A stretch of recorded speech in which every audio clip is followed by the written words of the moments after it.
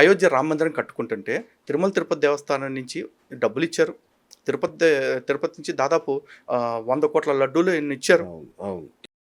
మరి షిరిడి సాయి సంస్థాన్ ట్రస్ట్ నుంచి అయోధ్యకి వెళ్ళిన లాంఛనాలు ఏంటో చెప్పమానండి. ఎందుకు పంపించలా? పోనీ షిరిడి సాయి సంస్థాన్ని ఇప్పటికన్నా బయటకు వచ్చి మాది ఫక్తు హిందుత్వ సంస్థ, ధర్మాన్ని కాపాడుకోవటం కోసం మేము ఉన్నాం అని చెప్పమానండి. నా నోరు ఒక్క దెబ్బలో మూపించేయచ్చు కదా. నేను ఇప్పుడు క్రిస్టియన్స్తో డిబేట్ చేస్తున్నా, ముస్లిమ్స్తో డిబేట్ చేస్తున్నా, నాస్తికులతో డిబేట్ చేస్తున్నా, కమ్యూనిస్టులతో డిబేట్ చేస్తున్నా, హిందువులతో కూడా అందరు కాదు కదా, అందరితో డిబేట్లు చేస్తున్నా, అందరితో ఎదురు కూర్చుని మాట్లాడుతున్నాం. మరి ఈ సాయిబాబా సంస్థాన వాళ్ళు మాత్రం మా ఎదురుగా వచ్చి కూర్చుని ఎందుకు మాట్లాడకుండా మా మీద కేసులు పెట్టి బెదిరించాలని చూస్తున్నారు? మాతో కూడా మాట్లాడి, బాబు నాయన మీరు తప్పుగా ఫీల్ అవుతున్నారు, సాయిబాబా ముమ్మాటికి 100% హిందువే, ఇదిగో కావాలంటే మా దేవాలయాలు, మా దర్గా ఏదైతే ఉందో సాయిబాబా దర్గా, దీని బైలాస్ చూసుకోండి ఒకసారి అని చెప్పేసి చూపించమనండి. ఆ ఉత్తర క్షణం నుంచి నేను దాన్ని దర్గాని కాకుండా దేవాలయం పిలవకపోతే చూడండి. నాకు నా పోరాటం పట్ల, నా ప్రయాణం పట్ల, నా ప్రస్థానం పట్ల నాకు ఒక క్లారిటీ ఉందండి. నేను ఎవరిని రెచ్చగొట్టాలనుకుంటున్నా, మేల్కొల్పాలనుకుంటున్నా. కానీ కర్మగాలి ఇది హిందువులకు సంబంధించింది కాబట్టి మిగతా వాళ్ళు, హిందువుల్లో ఉండే కొంతమంది ద్రోహులు, అంటే హిందువుల్లో కొంతమంది కాదు, హిందువుల్లోనే ఎక్కువ మంది ద్రోహులు ఉన్నారు మనకి. ఎందుకు? హిందుత్వవాదులు తక్కువ, హిందూ ధర్మాన్ని అర్థం చేసుకునే వాళ్ళు తక్కువ. ఇక్కడ చాలామంది కోహనా హిందువులని ఉంటారు, వాళ్ళని మనం ఏమంటామంటే సూడో హిందూస్ అంటాం. తర్వాత ప్రాక్సీ హిందూస్ ఉంటారు, బెనామీ హిందువులు. వీళ్ళు హిందుత్వం పేరే చెప్తారు కానీ హిందుత్వంకి నష్టం కలిగించే పనులే చేస్తుంటారు, పరమతాల వాళ్ళకి పనికొచ్చే పనులు. సెక్యులర్ హిందూస్ ఉంటారు, లిబరండు గ్యాంగ్ ఉంటారు, లిబరల్ హిందూస్. వీళ్ళందరూ హిందువులకే దెబ్బేస్తూ ఉంటారు.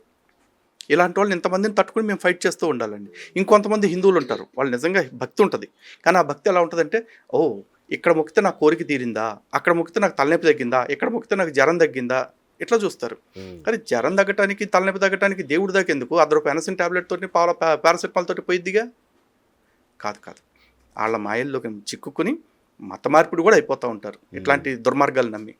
మరి హిందువులు ఇంత అమాయకంగా విజాతీయులతోటి, స్వజాతీయులతోటి ద్రోహానికి గురవుతుంటే మరి నేనేం చేయాలండి? ప్రాణాలు పణంగా పెట్టి పనిచేయడం కాకుండా. అతివాదం అనేది అనర్థం కదా.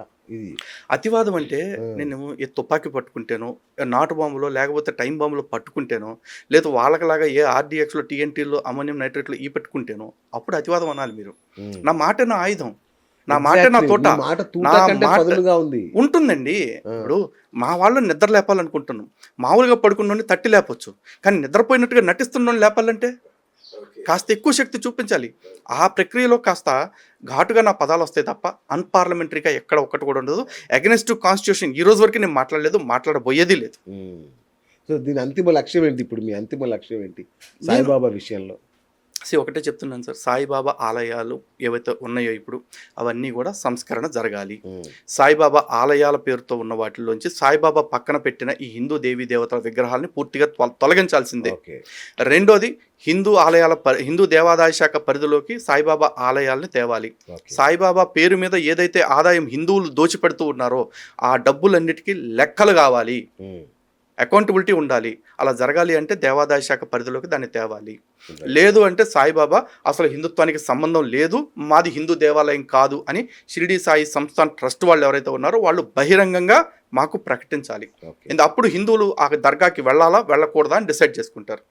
లేకపోతే ఇక్కడ ఇందాక ముస్లిం సమాజం మేల్కోవాలి. ఇప్పుడు ఇక్కడ ముస్లింలకు ఉచిత సలహా నేను ఇచ్చేది ఎందుకు ఇస్తున్నాను అంటే, ఈ పాటలో కంటిన్యూషన్ మీరు వెళ్తే కనుక ఒక మాట అన్నారు, అల్లాయే అల్లాను కొలిచెను ఇది ఒక వింతేనోయే అని చెప్పేసి, అంటే సాయిబాబానే అల్లా అని చెప్పేసి చెప్తున్నారు. ఈ విషయాన్ని ముస్లిం సమాజం ఒప్పుకుంటే చాలు. మేము కూడా ఒప్పుకుంటున్నాం సాయిబాబానే అల్లా అని చెప్పేసి. నేనైతే ఒప్పుకోట్లా, సాయిబాబా ఈశ్వరుడు అంటే ఒప్పుకోట్లా, సాయిబాబా రాముడు అంటే ఒప్పుకోట్లా, సాయిబాబా కృష్ణుడు అంటే ఒప్పుకోట్లా, అసలు సాయిబాబా దేవుడు అంటే ఒప్పుకోట్లా. ఒకవేళ ముస్లింలకు పెద్ద మనసు కాబట్టి, ఎందుకంటే ఈ వీడియోలో కూడా కామెంట్లు పెడతారు వాళ్ళు వచ్చి, అరే మతాల గొడవలు ఎందుకు పెడుతున్నారా? నేను పెట్టను రా బాబు, మీరే వచ్చి మతాల గొడవలన్నింటినీ సద్దుమణిలాగా చేసేయండి. సాయిబాబా అల్లానే, మాకు ప్రత్యక్ష అల్లా స్వరూపం సాయిబాబానే అని చెప్పేయండి. ఆ పాటకి నేను కూడా 100% జస్టిఫికేషన్ వచ్చింది అనుకుంటా. హిందువులు రేపు చేస్తున్నారు అని. ఇప్పుడు ప్రతి మనిషి రోజులో అన్నం తింటాడు కదండి, వాడు రోజులో ఒక పూట అన్న అన్నం తింటాడుగా, రెండో పూట ఆడి తిన్నా కూడా ఆ అన్నం తినేవాడికి చూడాలిగా. ఇప్పుడు ఒక న్యూస్ ఉంది, ఆ న్యూస్లో ఒక మేక పిల్లని, గర్భిణిగా ఉన్న మేకని రేప్ చేశారు కొంతమంది వ్యక్తులు. ఆ చేసిన వ్యక్తుల మతంతో సహా న్యూస్ రివీల్ అయిపోయింది, వాళ్ళు ముస్లిం సమాజానికి సంబంధించిన వాళ్ళు అని చెప్పేసి. ఇదే తర్వాత చాలా న్యూస్లు వచ్చినాయి, కోడిని అత్యాచారం చేశారని, కుక్కను అత్యాచారం చేశారని చాలా వచ్చినాయి. అన్ని చోట్ల ఒక మతమే ఉంది అక్కడ. అంటే నా దగ్గర ఉన్న న్యూస్ క్లిప్పింగ్స్లో. ఓకే. మరి లేదు వాడి దగ్గర ఏమైనా స్పెషల్ న్యూస్ ఉంటే కనుక ఆ న్యూస్ క్లిప్పింగ్స్ వేయమనండి. ఇప్పుడు నన్ను అడిగారు అనుకోండి, నేను ఒక క్లిప్పింగ్ చూపిస్తాను మీకు. ఇదిగోండి, ఇది న్యూస్ క్లిప్పింగ్ చూడండి. The accused Jafar Khan and Shahkar Khan will be produced in court on Friday. HD photo. 2 of the 18 men booked for allegedly raping a pregnant goat on July 25th at a village in Haryana, Nuh district were arrested on Thursday, reported the Hindustan Times. Hindustan Times లో వచ్చిన news ఇది. Okay. దీనిలో ఉన్న పేర్లు ఎవరు? Jafar Khan, షాహూర్ Khan. Right. నేను ఒక evidence చూపించా. ఇప్పుడు ఆ తొట్టుమొహోని ఒక ఎవిడెన్స్ ఏదైనా చూపించమనండి హిందువులే అత్యాచారాలు చేసినట్టు. అంటే పైగా నా దగ్గర ఇంకో న్యూస్ ఉంది. చర్చిల్లో 3 లక్షల మంది మీద అత్యాచారాలు జరిగాయట. ఈ న్యూస్ నాది చెప్పమని చెప్పండి.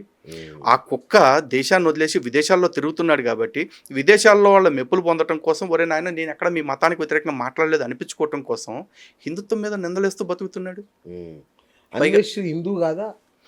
వాడి మతంతో నాకు సంబంధం లేదండి. నేను ఇందాక చెప్పా కదా, pseudo Hindu, proxy Hindus, liberal Hindus ఎంతోమంది ఉన్నారని చెప్పేసి. వాటిలో వాడో గ్యాంగ్ అయ్యి ఉండొచ్చు. వాడు హిందూ అవునా కాదా అని సర్టిఫై చేయడానికి ఇదే నేను క్రిస్టియన్ని కాదు, ముస్లింని కాదు. వాడు నిజమైన ముస్లిము, నిజమైన క్రైస్తవుడు అని సర్టిఫికేట్లు ఇవ్వడానికి. ఇది హిందుత్వం. ఇక్కడ నాస్తికవాదానికి కూడా చోటు ఉంది. కాబట్టి నేను ఆ సర్టిఫికేట్స్ జోలికి పోను. కానీ క్లియర్గా చెప్పేది ఏంటి అంటే, వాడు మాట్లాడే మాటకి ఒక సోర్స్ ఉండాలి, ఒక ఎవిడెన్స్ ఉండాలి. ఏ ఎవిడెన్స్తో 60,000 మంది రేపుల్ని, 60,000 మందిని హిందువులు రేప్ చేశారని మాట వాడాడు. పైగా ఇండియాని rape capital of the world అని చెప్పేసి అంటున్నాడు వాడు. ఈవిడ తిరిగిన ఏ ప్రపంచ దేశాల్లో ఇండియా కంటే ఎక్కువ అత్యాచారాలు జరుగుతున్నాయి లేవా? పర్సంటేజెస్ చూసుకుంటే మీకు క్లారిటీ వస్తుంది. సంఖ్య చూస్తే ఎప్పుడు పెద్దగానే అనిపిస్తుందండి. 140 కోట్ల జనాభా మంది, 2 కోట్ల జనాభా ఉండే దేశాలు ఉన్నాయి. అక్కడ 100 మందికి జరిగింది, ఇక్కడ 10 మందికి జరిగింది. ఎట్లా అవుతుంది? ఈక్వల్ అయిపోతుంది. మరి ఆడు ప్రపంచ దేశాలు అన్నీ తిరుగుతా ఆ మాత్రం ఇంగితం లేదా? పోనీ సమాజంలో రేపులు జరుగుతున్నాయి అనుకోండి, ఆ రేపులు జరుగుతుంటే దానికి మనం ఏం చేయాలి? దాని మీద పోరాటం చేయాలి. వాళ్ళకి న్యాయం జరిగేలా ఏం చేయాలో దాని గురించి ఆలోచించాలి. నేను ఇక్కడ రేపులు జరుగుతున్నాయి కాబట్టి నేను ఇక్కడికి రాను, ఇక్కడికి వస్తే నా కూతురుని కూడా రేపు చేస్తారేమో, నాకు రేపు కూతురు పుడితే అన్నాడు. ఇప్పుడు రేపు కూతురు పుడతాం సెకండరీ. వాళ్ళ అమ్మ ఉందిగా, మరి ఆవిడ ఇండియాలోనే ఉంటుందిగా. వాళ్ళ అమ్మని ఎవడన్నా రేపు చేశాడు ఇప్పుడు దాకా? నేను వాళ్ళ అమ్మగారిని అవమానించడం నా ఉద్దేశం కాదు. కానీ వాడు అడిగిన ప్రశ్నకి తిరిగి వాడికి ఒక ప్రశ్న అడుగుతున్నా. వాడు కూతురు పుడితే రేపు చేస్తారేమన్నారు కదా, వాళ్ళ అమ్మగారు ఇక్కడే పెరిగారు, వాళ్ళ అక్కలు చెల్లెళ్ళు ఇక్కడే పెరిగారు, వాళ్ళని ఎవరన్నా రేపులు చేశారో చెప్పమనండి. ఎందుకు ఈ గాలి మాటలు? ఎవడైనా దేన్నైనా సహించవచ్చండి. చివరికి మన ధర్మాన్ని అన్నా కూడా మనం కాస్త సహించవచ్చు. కారణం ఎందుకంటే వాడు వేరే మతం కాబట్టి, లేకపోతే వాడికి మన ధర్మం పట్ల విశ్వాసం లేదు కాబట్టి అనుకోవచ్చు.